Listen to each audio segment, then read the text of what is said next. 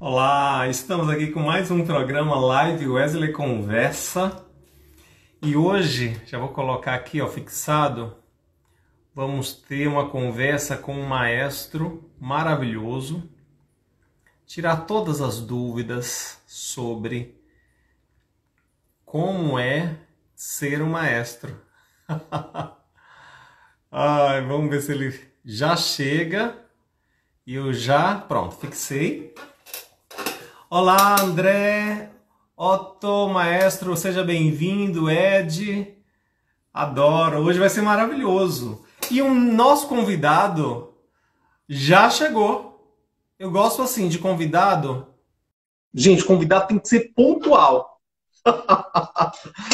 Ai, meu Deus do céu. O programa de hoje recebe Arnon Oliveira, meu querido professor. Tudo bem? Ei, Wesley, tudo bom? Que ótimo ver você. Os sorrisos de sempre, isso é muito bom. Ai, que bom! Só um pouco mais velho, né, Arnon?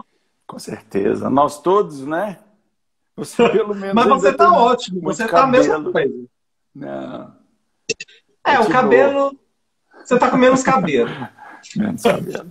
Menos cabelo. Arnon, quem conhece o programa já sabe que eu começo perguntando. E aí eu já quero fazer uma pergunta que parece ser meio genérica, assim, mas vamos lá. Qual a principal atribuição que deve ter um maestro, um regente? Eu acho que de Musical. liderança. De Musical? liderança?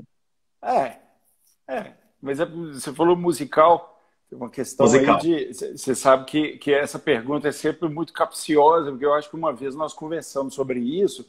Você se lembra que eu te contei de um professor que eu tive que ele disse que ser regente é viver um karma eterno, né? Não tem nada Olha, daquela coisa que as pessoas dizem assim, que é uma maravilha, o sujeito prendado, que nasceu com um dom maravilhoso. Não tem, né? Você que rege também sabe é. disso, que a gente passa pelas provações, não é? Mas deixa eu te perguntar, o que Sim. levou o Arnon Oliveira a ser um regente, um maestro? E eu queria que você, no meio dessa sua resposta, já desvendasse o que é regente e o que é maestro. Olha, o meu caso específico é um caso digamos assim, de coincidência da vida. Eu não sei se a palavra é isso. Você me ajuda ao longo do processo a Tá, determinar como é que eu chamo isso. Eu contei tá. isso outro dia para um pessoal que, na verdade, eu nunca quis ser regente. Eu nunca quis ser um maestro. Conheci a música. Eu sou um mineirinho do interior. E eu conheci a música com meus 12, 13 anos, cantando num coral de meninos cantores. E ali Mas eu então já fui, começou dentro de coro. comecei dentro de coro. A minha vida é uma vida estabelecida dentro de coro, e isso é importante.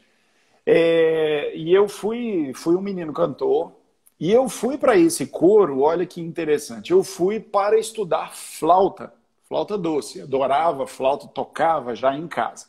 Fui para estudar, tinha um professor no coro da cidade onde eu morava. E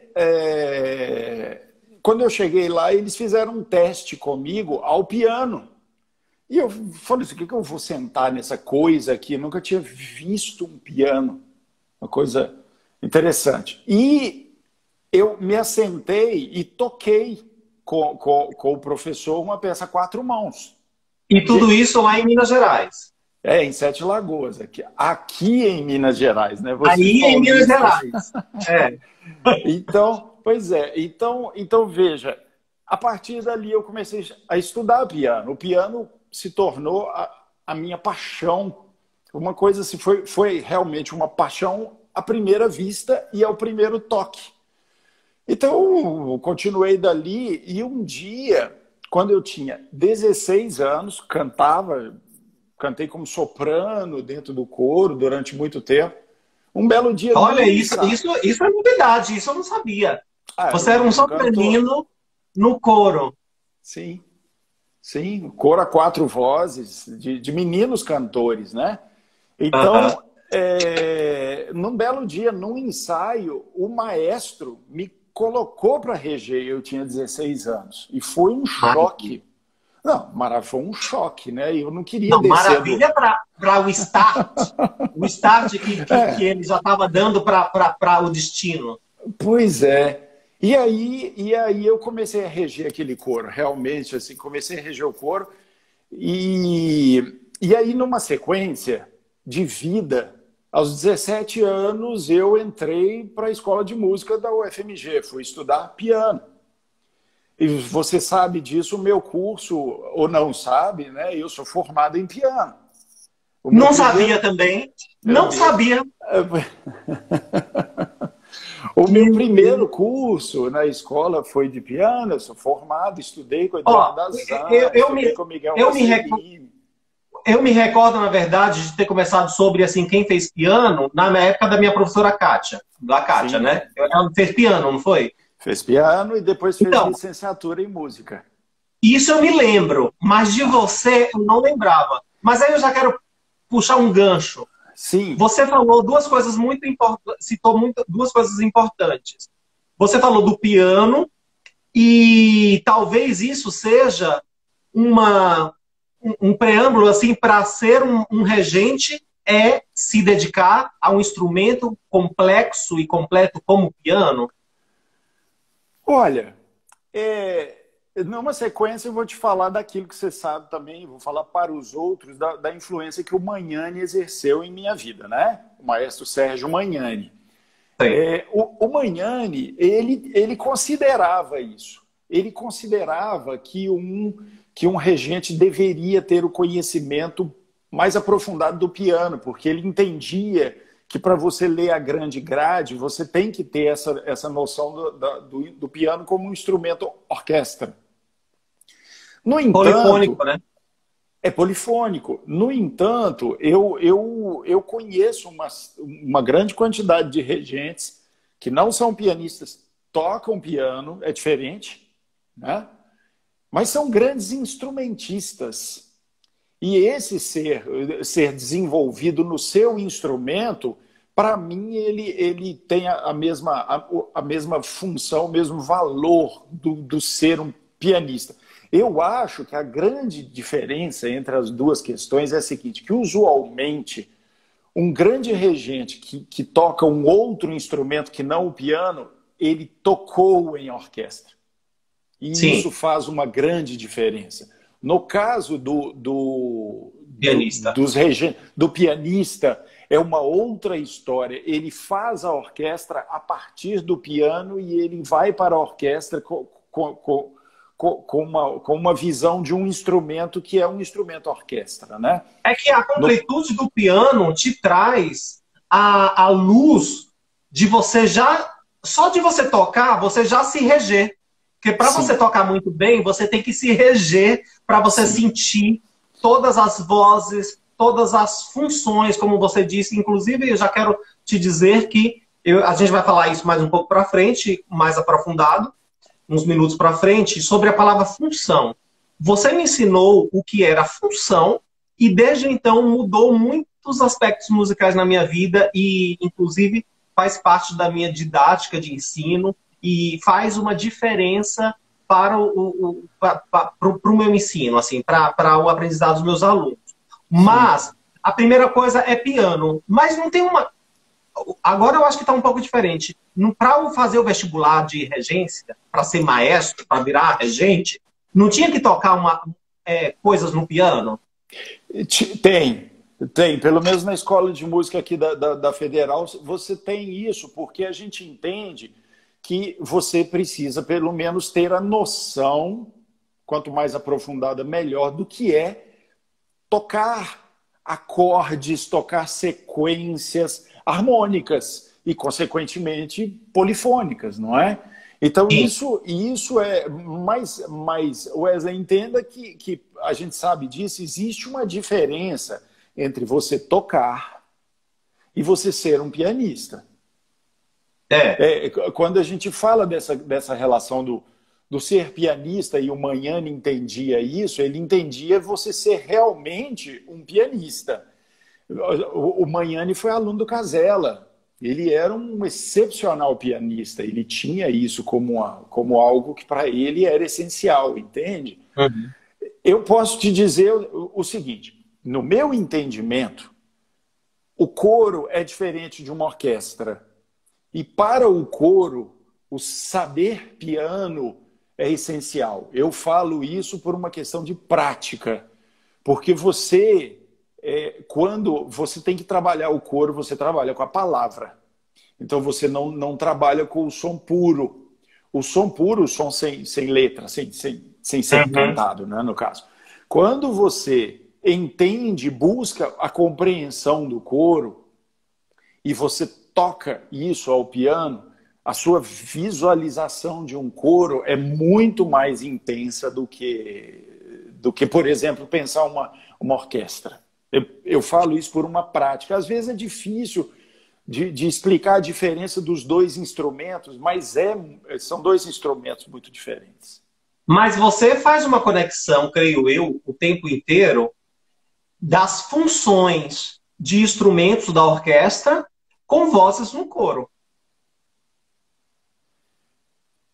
Ou não? Sim, sim e não, sim e não. Eu consigo entender muito bem o que são as articulações dos instrumentos quando eu estou dentro da orquestra, as articulações do coro quando é o coro e as articulações quando esses dois instrumentos se agrupam, entende? É por isso até que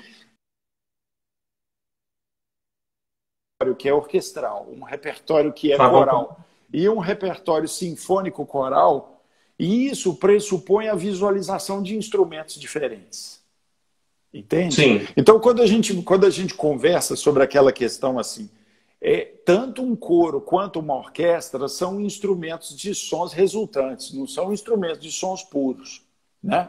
Quando você tem um naipe de 10 sopranos, por exemplo, a fusão dessas vozes é que fazem que faz o som daquele naipe de sopranos, consequentemente o som do coro vai ser a fusão daquelas vozes diferentes. Daí que você nunca vai ter dois coros com a mesma sonoridade. Né?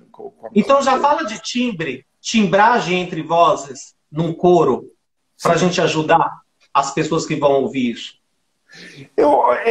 Esse é sempre um assunto interessante, né? Você se lembra que a gente... Eu tenho que puxar isso assim da sua memória para ver se a sua memória tá boa. Você lembra que eu falava sobre a relação que existe entre o ser músico e a bruxaria? A bruxaria no melhor dos sentidos, né? Eu lembro, mas explica. É porque quando você pensa naquela relação assim até da maçonaria de outras épocas, você... Ai, travou um pouquinho, mas vai voltar. Perdi? Eu perdi? Alô? Perdeu. Mas agora voltou. Começa do... Voltou? Pronto. Quando você... Imagina que você é um aprendiz de feiticeiro, não é isso? Você é um aprendiz de feiticeiro. Você começa como um discípulo e você tem a sua iniciação e a sua evolução. À medida que você... E quanto mais você vai evoluindo dentro dessa arte da magia, mais você se torna um ser intuitivo. Intuitivo porque você começa a viver intimamente todo esse processo. O músico não é muito diferente. O músico é aquele sujeito que acumula conhecimentos o tempo inteiro. E esse conhecimento não é puramente o conhecimento técnico, é o conhecimento da vivência e da experiência musical. Só quem toca é que sabe disso. Aquela história que você vai pegar na mão dos seus alunos e dizer para tocar desse jeito, porque o som vai sair desse jeito, é sempre, para quem está começando, é sempre uma fantasia da sua cabeça, porque para ele tudo é igual.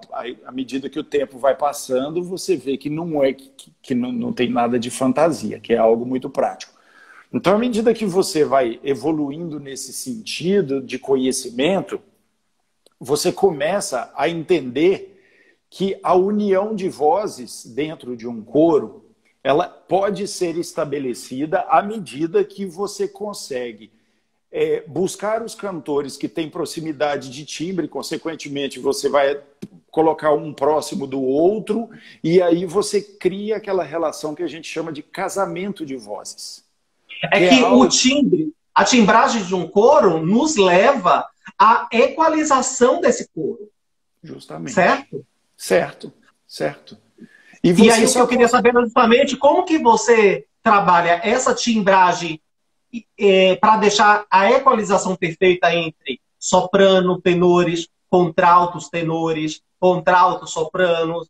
Existe uma regra, vamos dizer assim, mais ou menos mestre, assim, meio coringa, falar, não, os contraltos sempre tem que estar um nível acima, porque o soprano já é mais agudo. Sabe esse tipo de coisa? De artimanha? Sim. Artimanha. Sim. Você trabalha com isso? Eu trabalho com isso o tempo inteiro, né? Na verdade, eu costumo dizer que eu sou muito sacana com partituras, até porque eu adoro ficar mexendo nos naipes para criar essas relações que você está falando. Veja só, a relação de timbre começa quando você tem no mínimo 3 pessoas, as quais você tem que fazer com que uma ouça a outra, e dessa maneira você vai pedir e ganhar a confiança daqueles que estão com você, para que ele, aos poucos, modifique aquilo que ele acredita que é o seu timbre pessoal, para que esse timbre se case e se aproxime do timbre daquele que está ao seu lado. Sim. Quando você consegue essa relação, você vai ter um timbre único, que muitas vezes pode ser a aproximação do timbre de uma dessas 3 pessoas. Isso acontece o tempo inteiro em coro. Às vezes você escuta um naipe e parece que você está escutando uma determinada pessoa que você conhece com uma sonoridade muito reverberada. Então, você, dentro de um naipe, só não consegue isso quando os seus cantores são tão individualistas que eles não abrem mão de forma alguma daquilo que eles acreditam ser a sua voz. Então, eles não servem para cantar em coro, porque coro é algo coletivo. Agora, só para fechar... Homogêneo. Isso. Aí, quando você, então, estabeleceu isso dentro de cada um dos naipes, você tem que criar a mesma relação entre todos os naipes. É um segundo processo, mas é um processo que perpassa a mesma relação que foi feita do outro, entre os outros, né? E é esse processo que você fica louco e desesperado quando você pega um grupo, como, por exemplo, o Madrigali. Para que todos saibam, o Arnaud é o regente do coro, ainda é o regente do coro Madrigali, certo? Sim, sim. E esse coro Madrigali, ele é tradicional. Tem gente que já está nele há mais de 20 anos. Sim. Há 20, há 15 anos. Está fazendo 27 anos já, né? Ou seja, você teve o cuidado de ir colocando as peças dentro do Madrigali, não porque tem a voz maravilhosa, mas tendo esse cuidado de saber que aquela pessoa não iria sujar o grupo, não iria furar vocalmente o grupo, mesmo tendo uma voz maravilhosa. Isso sempre foi uma preocupação?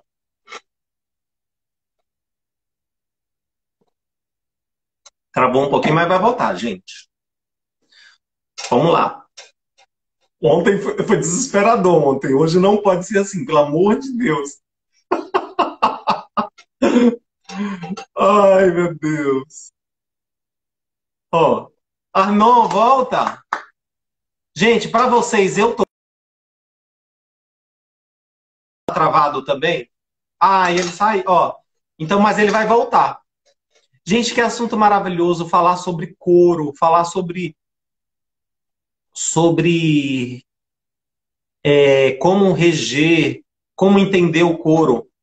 Arnaud, cadê você? Vamos lá, gente. O Arnaud tá chegando, de novo. Arnaud? Gente, o Arnaud é um maestro, um professor incrível. O Arnaud tá travado, só o Arnaud. Mas ele já vai voltar, gente. Porque essas dicas são imperdíveis. Viu, Paulo? Você tá aí, Paulo? As dicas são incríveis de timbragem de voz, de equalização. E eu vou puxar mais coisas dele, viu? Viu, Maria Clara? Vai ser incrível. Farni, Marília, tá todo mundo aí, ó. Guilherme. Gente, cadê o Arnon? Arnon, meu filho. Gente, será que acabou a bateria do celular dele? Não é possível. Enquanto o Arnon chega, eu vou falando o que a gente estava falando. A gente estava falando de timbragem. Às vezes, você tem um coro que tem 10 sopranos, 10... Samuel, isso, mas o Arnon está chegando. 10 contraltos, 10 tenores e 10 baixos. As vozes do baixo, por exemplo, eles são muito mais superiores, são mais potentes, vamos dizer assim, do que, por exemplo, dos contraltos. Então, esse tipo de equilíbrio, de equalização que tem que ter é muito delicado, é muito importante. Então, Júnior, seja bem-vindo. Gente, cadê o Arnon? Pelo amor de Deus, alguém procura o Arnon aí para mim? Eu fiquei sozinho aqui no programa. Ai, tava tão gostoso. Tá gostoso, gente. Ele vai voltar. Não é possível. Não é possível. Entrem lá no Instagram do Arnon Oliveira e fala bem assim: Arnon, cadê você? Porque eu quero perguntar para ele justamente essas questões. As diferenciação de vozes, né? Em relação à orquestra e a coro vocal. Será que é coisa de maestro? Ai, meu Deus. Ai. Não, não é coisa de maestro. É que deve ter acontecido alguma coisa com a conexão dele. Porque começou a falhar e agora ele não está aparecendo. Apareceu. Ai, apareceu, gente. Voltou. Todo mundo assim, ó. Todo mundo assim, ó. Voltou. Pronto. Voltei? Voltou. O que aconteceu? Não sei. Não sabe. Desapareceu toda. Bem, chegou no para resolver. Eu daqui espero Nossa, que dê para a gente conversar. Você sabe que ontem eu estava conversando com um pianista de lá da Alemanha e não aconteceu o programa, tipo, acabou mesmo. Mas vamos voltar no assunto. Vamos. Aí você estava falando da timbragem com essa equalização, e aí por isso que você no Madrigal é bem criterioso quanto a isso. Sim, existe já, e é bom isso quando existe um coro de muitos anos, como é o caso do Madrigal, que os próprios cantores já têm esse cuidado, sabe? Hoje, por exemplo, raramente eu faço um teste para novos cantores no Madrigal. E isso vira até um problema por aqui, porque as pessoas me mandam e-mails e tudo mais, mas são duas questões. Primeiro que existe um fluxo muito pequeno de novos cantores no Madrigal, e os cantores usualmente duram muito tempo dentro do coro. E quando tem a questão de substituição, em geral, eles vêm por indicação. Indicação dos próprios cantores, de professores cantores também. O último cantor que chegou para o Madrigal, por exemplo, foi uma indicação do Serginho Anders. Você conhece, que está no Amazonas agora, e me mandou uma mensagem: olha, tem uma pessoa que está querendo, me procurou e está no coro hoje, entende? Então, essa necessidade, ela é primordial para um coro que já tem uma história e que ele precisa rapidamente preencher essas peças sem ter aquele grande trabalho de ter que equalizar tudo de novo. Hoje mesmo, eu mandei um vídeo que o coro gravou em 2009 para eles. De vez em quando esses vídeos voltam assim, tá no YouTube, tem vários, né? E de repente aparece um coro, um vídeo na minha frente, eu falo assim: meu Deus, olha que essa peça que eu fiz em tal época. Mandei para eles, e aí eu estava me lembrando que o coro daquela época para cá, ele mudou a sonoridade. Mas foi uma sonoridade que mudou. Ficou mais? Mais escuro? Ele ficou mais escuro. Ele ficou mais escuro. Pois é. Você sabe que eu vi há pouco tempo e eu percebi uma. Por isso que eu já comecei falando sobre timbragem, sobre equalização, mas eu senti um coro muito mais escuro, mais uniforme, mais. Sim. Eu costumo dizer que o coro hoje é mais rombudo, né? Ele tem cantor, e vários cantores que naquela época eram estudantes de canto hoje são profissionais, são professores em escolas, então isso cria uma outra relação entre nós e dentro do próprio coro, né? Então esse criar um timbre, ele é algo que também entra nessa questão assim de longevidade.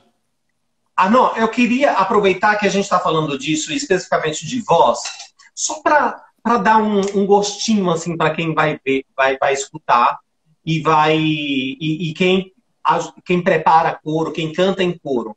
Fala um pouquinho sobre a questão da afinação.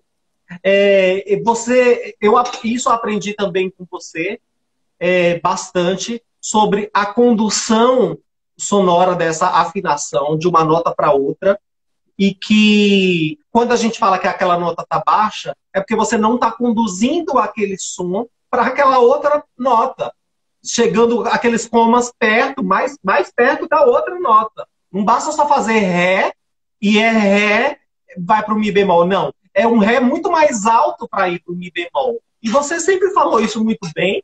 Graças a Deus eu assimilei isso muito bem, guardo para mim. E eu queria que você falasse sobre esse tipo de condução de afinação. Eu estou vendo a turma que está entrando aqui, dou um oi para todo mundo, várias pessoas me cumprimentaram aqui, eu fui passando. A gente, quando canta em coro, a gente tem que trabalhar a afinação natural, e não essa afinação que a gente pensa no piano, que é a temperada de todos os tons e semitons iguais. Você realmente tem que pensar na relação do cromatismo, que seria o pensamento do sustenido do bemol. Isso eu vou falar rapidamente, né? Espero que dê para entender. Se o pessoal não entender, a gente vai conversando. E é bom para aguçar uma dúvida, porque às vezes isso que a gente vai falar, para muita gente possivelmente, né, que talvez não tenha tanta maturidade musical ou experiência, fale, nossa, mas como assim, gente? Não é só fazer um ré afinado e um mi bemol afinado? Não. A gente está falando de justamente condução de afinação para a nota não ficar desafinada de acordo com a estrutura que vai se modificando dentro do coro, né? Porque se os homens, se os baixos e tenores estão descendo, fazendo um caminho descendente, e as mulheres para um caminho ascendente, você tem que tomar cuidado para o contralto não ser puxado para baixo também, a afinação. Não tem isso?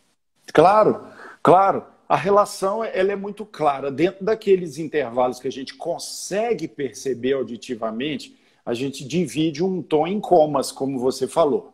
Você tem a divisão maior, que é a dos semitons, né? Você tem os semitons. Mas dentro da relação de tom, você tem uma relação de 9 comas. É um número ímpar, justamente para que você trabalhe a relação do sustenido e do bemol de maneira com que cada vez que você sobe uma nota de um semitom, você sobe 5 comas. Consequentemente, você está a 4 de distância da nota de cima. O bemol é a mesma coisa, só que é o contrário. Você está a 5 para baixo, 4 para chegar na próxima. Então, o sustenido ele é mais alto do que o bemol. E não adianta a pessoa já pensar, não, mas espera aí, o piano aqui, a tecla preta é igual... Não. O piano... Calma, vamos lá. O que você está falando... Ó, gente, o que o Arnon está falando é o seguinte, eu tenho até um piano aqui atrás. Vou até fazer assim, ó. Dá para ver o piano? Dá para ver o piano. Então, ó, aqui, ó, vou fazer aqui, ó. E temos aqui, por exemplo, essa nota aqui, ó, um Fá. Fazer um Fá para um Sol bemol é diferente de fazer um Fá para um Fá sustenido, mesmo sendo a mesma tecla. É isso? Justamente. É. E aí vem aquela questão interessante, que é a seguinte. As pessoas falam assim, mas como assim? Eu estou vendo isso no piano? Não está vendo, porque o piano em si foi um instrumento desenvolvido ao longo do tempo, é um instrumento de uma tecnologia fantástica, para fazer com que esse instrumento seja um instrumento de som resultante, não de som puro, como um violino, como uma flauta, né? De um som direcional. Por quê? Porque o piano, essa tecla que você tocou aí, quando o martelo bate, ela está batendo em 3 cordas e não em uma corda só. Sim. Como você sabe, é impossível você afinar 3 cordas exatamente iguais. Então, elas têm uma pequena diferença entre uma e outra.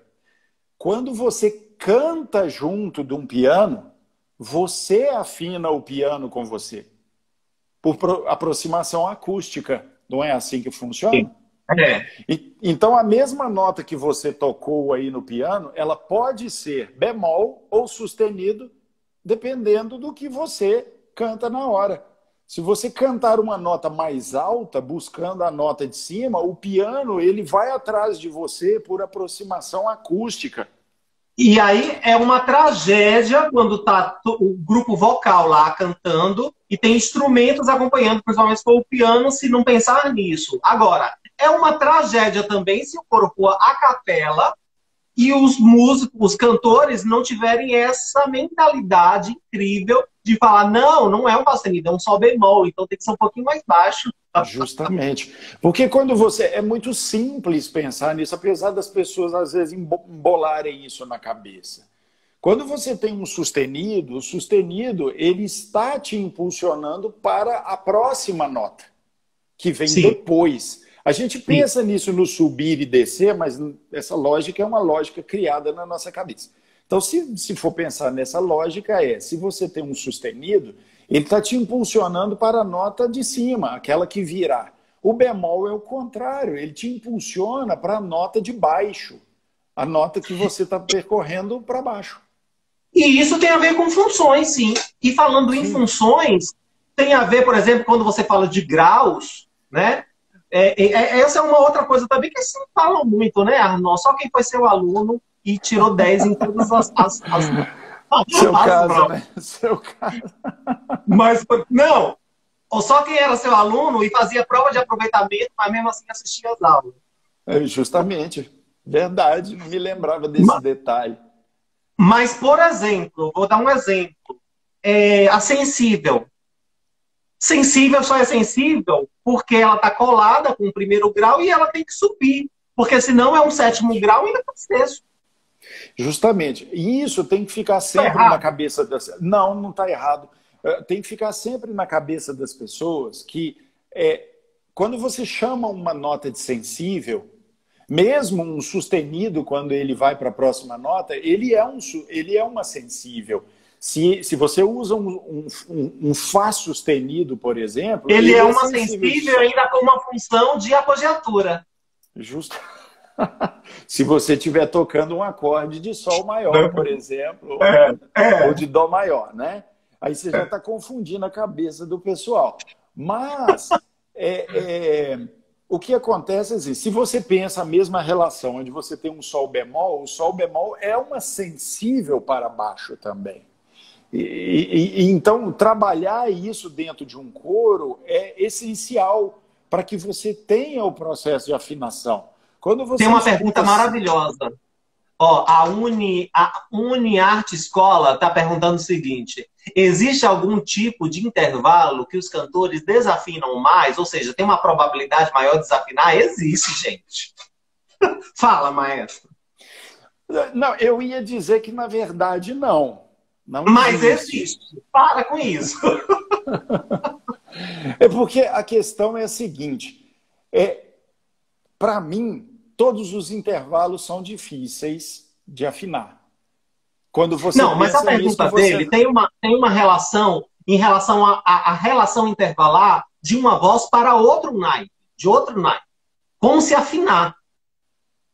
Então tem uma relação, tem um intervalo muito difícil. Por exemplo, se a gente faz um trítono, como se esse trítono vai se resolver, é mais fácil ou não, né? Mas eu entendo que quando você entende essas muitas relações de sensíveis, microsensíveis dentro de uma música, Aí entra a grande função daquele que é um condutor. E isso funciona muitas vezes mais num coro do que numa orquestra, você sabe? Porque você precisa mostrar o tempo inteiro para um cantor quais são as relações que ele precisa entender dentro de uma dinâmica de intervalos. Vou dar um exemplo, né? Quando você pensa uma escala, como você falou, e você canta a escala e você pensa na sensível, a resolução da tônica ela se torna obrigatória porque você pensou na sensível, não é isso? Bom, quando você canta qualquer música, qualquer que seja, o texto diz para você, eu estou falando de coro, o texto diz para você qual é o tamanho da tensão que você precisa ter dentro de uma música. Não é isso? Sim. Então pense o seguinte, você lembra do tema do Kyrie eleison do Requiem de Mozart, por exemplo? Sim. Então, quando você tem aquela relação, você pensa... Você tem esse começo. Ele por si só já é chato, não é isso? Mas e quando você pensa que você vai cantar essa parte pensando em dizer assim, Senhor, tenha piedade de nós. Quando você pensa nisso, a criação da tensão, seja... Se você aumenta a tensão e a aproximação dessa nota com aquela que vai resolver, você está criando uma tensão através da aproximação de uma nota para com a outra. Isso não é milagre. Uhum. A gente sabe disso. Não existe o chamado milagre na música.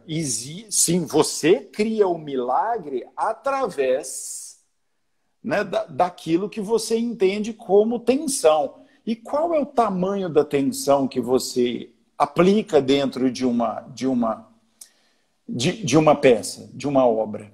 Depende da sua condição de intérprete, daquilo que você entende como tensão quando você diz Senhor, tem piedade de nós. E quando você diz Senhor, tem piedade de nós, tem que perguntar para o Wesley assim, qual o tamanho dos seus pecados para você pedir a Deus para ter piedade de você, entende? E aí é claro que fala assim, mas eu não acredito em Deus, não interessa, você como intérprete. Você é como diz Fernando Pessoa, não é? O músico é um fingidor, finge tão completamente que chega a fingir. E às vezes a gente tem que fazer isso, né, para fazer muito bem. Às vezes fazer muito bem musicalmente, mas para entrar dentro do contexto também da áurea da peça que a gente está cantando. Você falou uma coisa sobre tensão e relaxamento. Isso é algo também que me marcou profundamente. Quando você chega e fala bem assim, a nossa música, gente, ela é de tensão e relaxamento e ponto final. A gente tem que entender todas as tensões e todos os relaxamentos. Se você não entende, por frase a frase... Tonal, música, hein? Tonal, música tonal. Sim, mas a gente está falando dessa música que é 90% do que a gente escuta. Sim, né? Sim. Que a gente escuta desde criança, desde o Parabéns para Você até um Kyrie eleison, né, do Mozart. Então, a gente está falando disso, né? Não das outras todas que vieram, Schoenberg, por aí vai vindo várias outras coisas que não tem essas questões ocidentais, vamos dizer assim, bem, né, estabelecidas, de tensão e relaxamento. Então, vem a tensão e vem o relaxamento. E aí eu já queria entrar num assunto que a gente está falando tanto de coro, de vocal, no assunto da prosódia, que é o assunto que eu vejo mais ser infringido musicalmente por aí e ter pecados, né, vamos dizer assim, é a prosódia. Explica o que é essa bendita prosódia, que ninguém sabe nem o que é. Quando eu falo, Arnaud, eu me sinto tão sozinho assim, falo, gente, só eu fui aluno do Arnaud. Porque parece que ninguém se preocupa com isso. A sílaba forte está lá no negócio fraco, no tempo fraco, e tudo bem, eu componho lindamente. E não é assim, né, Arnaud? O que é a prosódia? Olha, Wesley, a gente falar o seu nome errado assim, já é quebrar toda a regra de prosódia, não é isso? Você até me olhou Wesley! com uma... você já me olhou com a cara brava assim para poder me xingar, né? A questão da prosódia, ela tem uma relação direta com aquilo que foi a formação da música vocal, desde sempre. A gente tem que entender que quando a gente volta lá na Renascença, a Renascença ela não era feita como a gente pensa a música hoje, no sentido de ter compassos estabelecidos. E esses compassos têm um tempo forte, têm um tempo fraco, e tendo o tempo forte e o tempo fraco, você determina a música, você faz a música acontecer. Naquela época você não tinha isso. Então todo o pensamento da música, até o século XVI, ele foi estabelecido segundo, primeiro, a música vocal, a música feita com palavras, e segundo, pensando naquela relação sempre que você tem entre um binário e um ternário, aqui que torori ou tatatati, e o estabelecimento e a colocação das várias sílabas eram feitas segundo uma estruturação binária, uma prolação binária ou ternária o tempo inteiro. Então, era extremamente importante que você que você pensasse a música segundo as acentuações de sílaba e não a acentuação musical, né? Então, você o que realmente... o Arnon está falando, gente, é que essa prosódia, para ficar da forma correta, você tem que obedecer e alinhar a palavra, a tônica, a sílaba tônica da nossa palavra. Por exemplo, o Wesley é mais... Não, Arnon é mais fácil. Arnon. Né? Então, o nome do Arnon é mais forte. Então, em que compasso, em que tempo que eu tenho que ter na música, se é binário ou se é ternário, para essa sílaba forte do nome casar com a sílaba forte do tempo. Justo. E isso quando você começa a pensar na música seguindo uma métrica a partir do século XVII, onde você vai chegar aos nossos compassos, a ideia de que tudo se estabelece segundo uma lógica de forte, fraco e tudo mais, não é isso? No entanto, até a música de Bach, você ainda vive muito entre esses dois mundos. Aquele mundo que é a combinação de uma lógica retórica, de uma lógica em que você segue os lugares que tem as sílabas tônicas e aquele onde você tem o tempo forte, não é isso? Então, aí a partir do classicismo, não. O classicismo estabelece muito bem aquilo que você tem. 1, 2, 3, 1, 2, 3, ou 1, 2, 3, 4, 1, 2, 3, 4, 1, 2, 3. Né? Isso caracteriza aqueles compositores que estão sempre pensando na música como ela faz. Glória, glória, in excelsis Deo. Porque senão pode ficar gloria, gloria. Ou glória, glória. Aliás, isso é até muito interessante, que as pessoas acham que isso não existe na música, mas raramente você vê um compositor, por exemplo, escrevendo gloria, gloria, glória. Ele coloca sempre um ponto na primeira para valorizar e fazer com que essa nota ela aumente um pouco. Lembra do Messa di Voce? A gente fala glória, glória, in excelsis Deo, et in terra pax omnibus. E aí você tem... Os compositores, eles sempre pensam isso, os compositores pelo menos assim, até o começo do século XX. Né? Depois os compositores aprenderam isso. E é uma delícia quando você vai dominando cada vez mais o seu papel ali como regente, né? Como maestro de um coro vocal, e você vai entendendo as artimanhas que tem que ser feitas. Eu vou dar um exemplo agora, me corrija se eu estiver errado, quando tem um coro. A diferença de você ter 3 quartos, um quarteto, e você ter 40 vozes, é que esse som ele chega diferente para a plateia.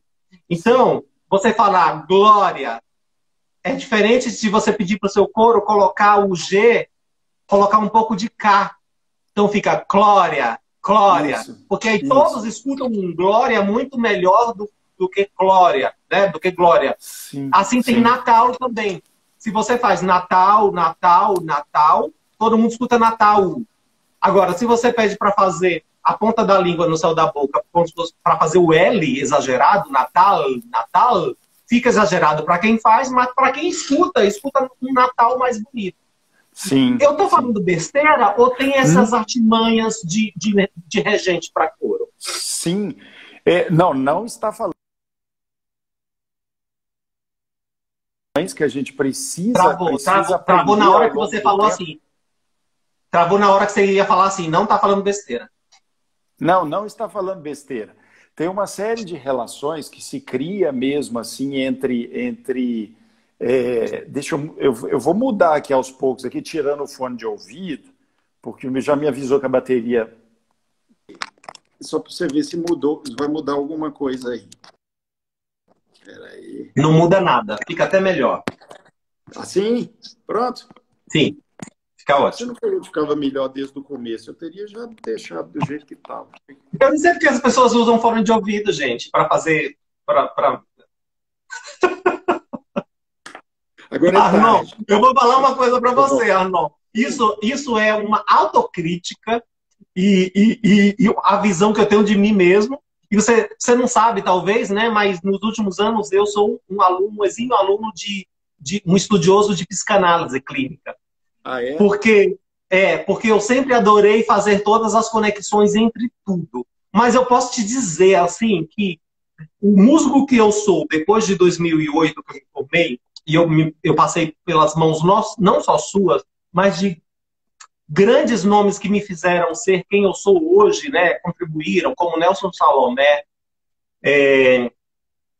Guilherme Nascimento, Carla Reis, né? Rosiane. Então, assim, foi um grupo tão incrível de professores que eu realmente foi uma metamorfose. Assim, eu entrei de um jeito que eu já me considerava bom, inclusive, modéstia, mas eu saí de uma forma que até hoje eu recebo isso, esse impacto de vocês. E eu digo que tecnicamente você foi o que mais me impulsionou assim para hoje ser quase um Arnonzinho. Sábio. É sábio, né? Não tem sábio no nome? Sim. Então, quase um Arnonzinho sábio, assim, Oliveira, na questão da chatice, para tudo ficar perfeito e impecável. Sabe? Eu peguei isso seu. Olha o que você me tornou. Você sabe que hoje também, por coincidência, eu falei isso com algumas pessoas aqui, que eu tenho essa fama do ser chato. Pelo menos eu acho que as pessoas não são muito fingidas comigo, não, até me conhecerem. Né? Porque uma coisa, eu sou muito tímido, você sabe disso, então eu tenho uma relação assim, a minha relação é boa com você, depois que eu te conheço. Antes de te conhecer, eu sou arredio, eu tenho as minhas distâncias naturais mesmo, de mineirinho, né? Eu sou um bom mineirinho nesse sentido. Então, eu fico feliz que você tenha partido para essa chatura, e isso é bom. Eu acho que isso é bom para a vida. É bom para a vida. E eu vou te dizer uma coisa. Nós aqui temos um quadro no final do programa que chama... temos um quadro que chama Arnon Oliveira. Abre ou não abre as janelas do Instagram para essas 5 personalidades? Mas aí você vai deixar eu falar das coisas do coro ou vai ser agora de uma vez? Meu querido, por mim, eu ficava 3 horas, todo dia, já tinha um dia específico, assim, o dia do Arnon, assim, no meu programa, sabe? Toda segunda, toda quarta. Mas o tempo voa. Então, o que é que eu vou fazer? Eu vou fazer o quadro, e aí, dependendo do tempo, a gente faz as considerações finais, eu com o coração apertado, porque você viu que o tempo voou e a gente não falou nem o texto que a gente queria. Mas é porque você perguntou aquela questão do glória das sílabas, e isso é muito importante, né? Muito importante. Todos aqueles que tiverem curiosidade em relação a isso, podem entrar em contato comigo, porque eu sempre acho, assim, uma das minhas reclamações em geral com os regentes de coro é da falta de um conhecimento que eles têm daquilo que é essencial no coro, que é o fechamento de sílabas, da abertura de sílabas, e isso é uma coisa tão simples e que basta Arnon, uma peça de 5 você minutos. falou algo que é essencial, porque o que nós temos hoje em 93,5% dos regentes é ensaiando nota para coro. Isso. Ensaiar nota para coro, isso não é dizer que é um bom regente, gente. Um bom maestro, um bom regente é aquele que explica durante o ensaio, durante a sua frase musical, qual função que aquele soprano está fazendo, quais as ideias do contrato, não é? E você já me viu regendo, você deve se lembrar, tem alguns momentos, e a música faz isso com a gente, né? Que a gente para de reger. Dependendo da situação da música, você para de reger e você conduz a turma, às vezes com um olhar, às vezes cantando junto, e todo mundo simplesmente faz a música. Então, essa questão do gesto, ela sempre me lembra aquele filme Karate Kid, quando o senhor Miyagi fazia aquela coisa de muito gesto, nem sempre significa nada para um cantor. Não.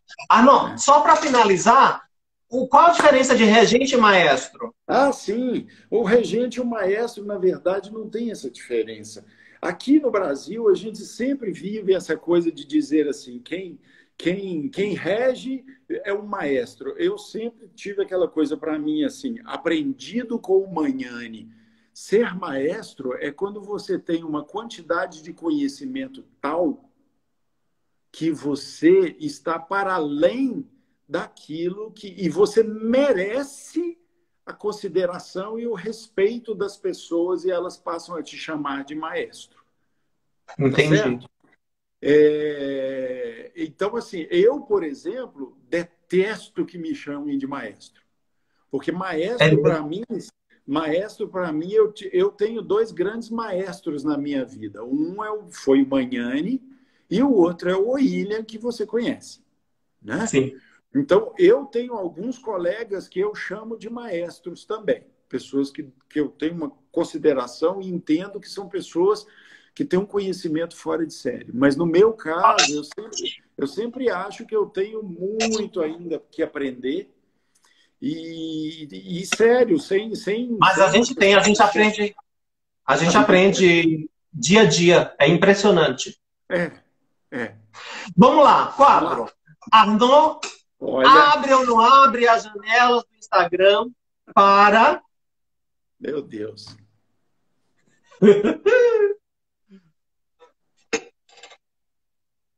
A Ângela Pinto Coelho. Ângela Pinto Coelho. Sempre. A Ângela foi essa... A Ângela, sabe aquela coisa que dizia, eu posso falar, né, Wesley?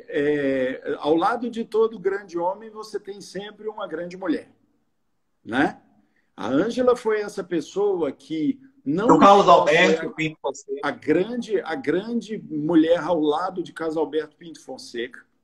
Como foi... Você sabe que eu fiquei em BH? Você só me conhece por causa da Ângela. É mesmo? Porque eu morava em Nova York e eu já estava desgostoso de lá e eu fui passear em Belo Horizonte. No meu primeiro dia de passeio em Belo Horizonte, eu parei, me levaram através do Rendel Cecílio, que é um organista. Sim. Então, eu parei lá no ensaio do coro da Ângela.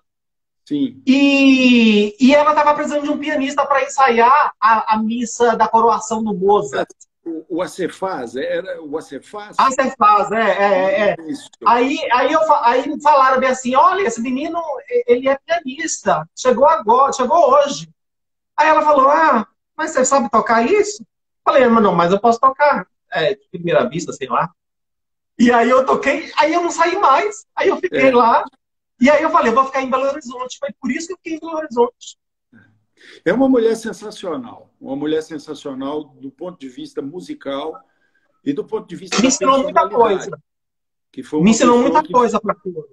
sim, que conhece, aliás, extremamente desse instrumento coro, viveu um acidente terrível e sobreviveu a esse acidente de uma maneira impressionante. Enfim. Fiz a missa afro-brasileira com ela cantando. Foi maravilhoso.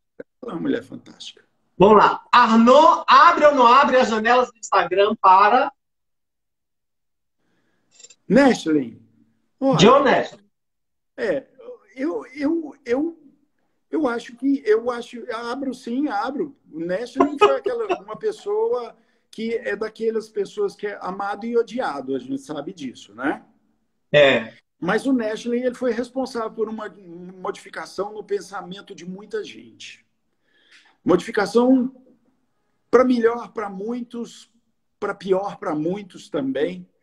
Então, eu acho que essas pessoas têm a sua significação. Eu abriria, principalmente, como uma coisa que eu tenho na minha vida muito importante para mim, que é o seguinte: eu preciso me emocionar com a música. E o Nestlé já me fez me emocionar em mais de vários concertos. Então, tranquilamente. Arnaud Sávio Oliveira abriu para o John Nestlé. Poucos abriram aqui para o John Nestlé quando eu fui. Eu sei disso. Mas vamos lá. Arnaud abre ou não abre para...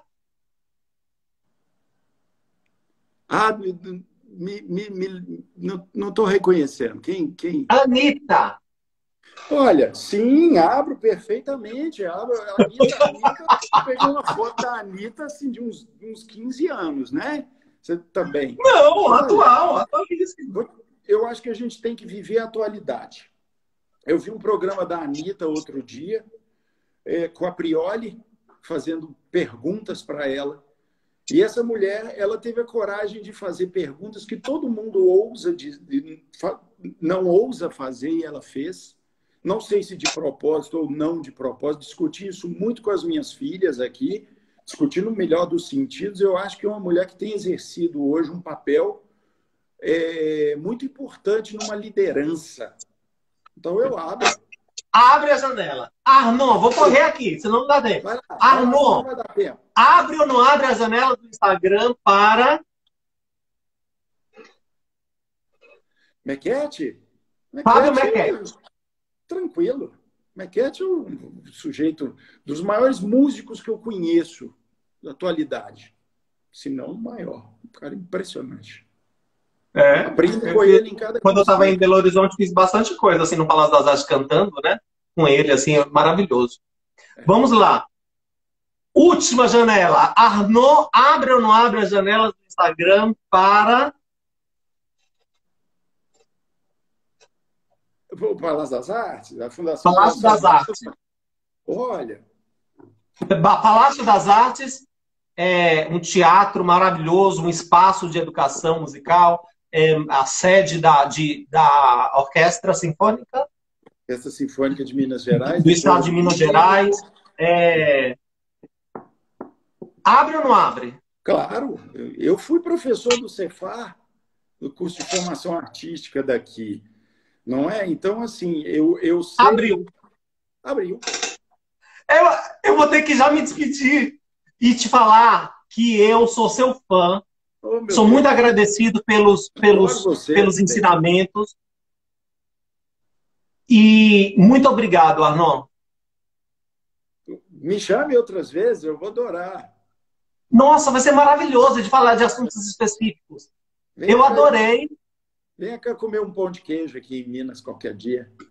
Vou sim. E você, quando vier aqui em São Paulo, pode falar comigo. Olha, gente, amanhã o programa, todo dia aqui, ó, às 18 horas, amanhã tem um programa especialíssimo. Vou receber a pastora Lana Holder. Uma pastora que saiu da Assembleia de Deus, mas continuou pastoreado.